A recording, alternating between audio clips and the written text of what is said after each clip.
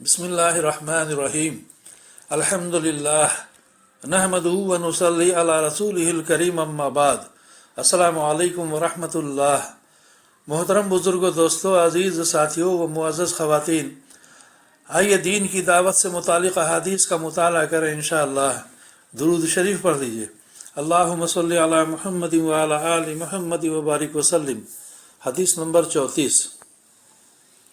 حضرت عائشہ رضی اللہ عنہ فرماتی ہیں کہ جب میں نے رسول اللہ صلی اللہ علیہ وسلم کو ایک مرتبہ خوش دیکھا تو عرض کیا، یا رسول اللہ صلی اللہ علیہ وسلم، میرے لیے اللہ تعالیٰ سے دعا فرما دیں۔ آپ صلی اللہ علیہ وسلم نے ارشاد فرمایا، اللہم اغفر لی عائشۃ ما تقدم من ذنبها وما تأخر وما اسرت وما اعلنت، جس کا ترجمہ ہے، اے اللہ، عائشہ کے اگلے پچھلے تمام گناہ معاف فرما دیجئے اور ان گناہوں کو بھی معاف فرما دیجئے جو اس نے چھپ کر کیے اور اعلانیہ کیے۔ اس دعا کو سن کر میں خوشی میں اتنا ہنسی کہ میرا سر میری گود سے جا لگا۔ رسول اللہ صلی اللہ علیہ وسلم نے ارشاد فرمایا، کیا تمہیں میری دعا سے بہت خوشی ہو رہی ہے؟ میں نے کہا، مجھے آپ صلی اللہ علیہ وسلم کی دعا سے خوشی کیوں نہ ہو؟ آپ صلی اللہ علیہ وسلم نے ارشاد فرمایا، اللہ کی قسم، یہ دعا تو میں اپنی امت کے لیے ہر نماز میں مانگتا ہوں۔ بازار مجموع الزوائد کی حدیث۔ حدیث نمبر 35۔ حضرت عمرو بن عوف رضی اللہ عنہ رسول اللہ صلی اللہ علیہ وسلم کا ارشاد نقل فرماتے ہیں کہ دین شروع میں اجنبی تھا اور عنقریب پھر پہلے کی طرح اجنبی ہو جائے گا، لہٰذا ان مسلمانوں کے لیے خوشخبری ہے جن کو دین کی وجہ سے اجنبی سمجھا جائے گا۔ یہ وہ لوگ ہوں گے جو میرے اس طریقے کو درست کریں گے جس کو میرے بعد لوگوں نے بگاڑ دیا ہوگا۔ ترمذی کی حدیث۔ حدیث نمبر 36۔ حضرت ابو ہریرہ رضی اللہ عنہ فرماتے ہیں کہ رسول اللہ صلی اللہ علیہ وسلم سے مشرکین کے لیے بد دعا کرنے کی درخواست کی گئی۔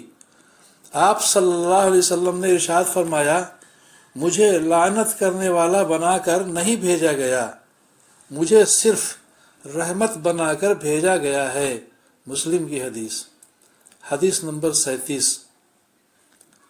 حضرت انس بن مالک رضی اللہ عنہ فرماتے ہیں کہ رسول اللہ صلی اللہ علیہ وسلم نے ارشاد فرمایا، آسانیاں پیدا کرو اور مشکلات پیدا نہ کرو، لوگوں کو تسلی دو اور نفرت نہ دلاؤ۔ مسلم کی حدیث۔ حدیث نمبر 38۔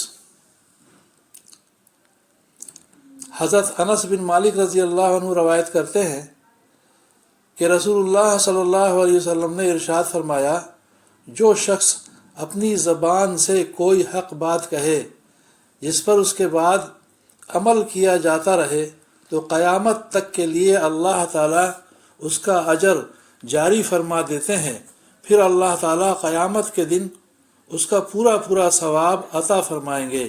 مسند احمد کی حدیث۔ حدیث نمبر 39۔ حضرت ابو مسعود بدری رضی اللہ عنہ فرماتے ہیں کہ رسول اللہ صلی اللہ علیہ وسلم نے ارشاد فرمایا، جس شخص نے بھلائی کی طرف رہنمائی کی اسے بھلائی کرنے والے کے برابر ثواب ملتا ہے۔ ابو داؤد کی حدیث۔ حدیث نمبر 40۔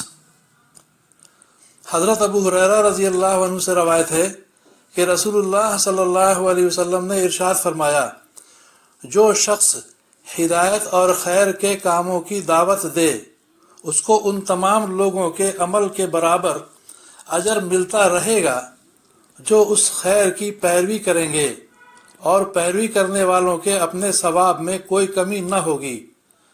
اسی طرح جو گمراہی کے کاموں کی طرف بلائے گا اس کو ان سب کے عمل کا گناہ ملتا رہے گا جو اس گمراہی کی پیروی کریں گے، اور اس کی وجہ سے ان پیروی کرنے والوں کے گناہوں میں کوئی کمی نہ ہوگی۔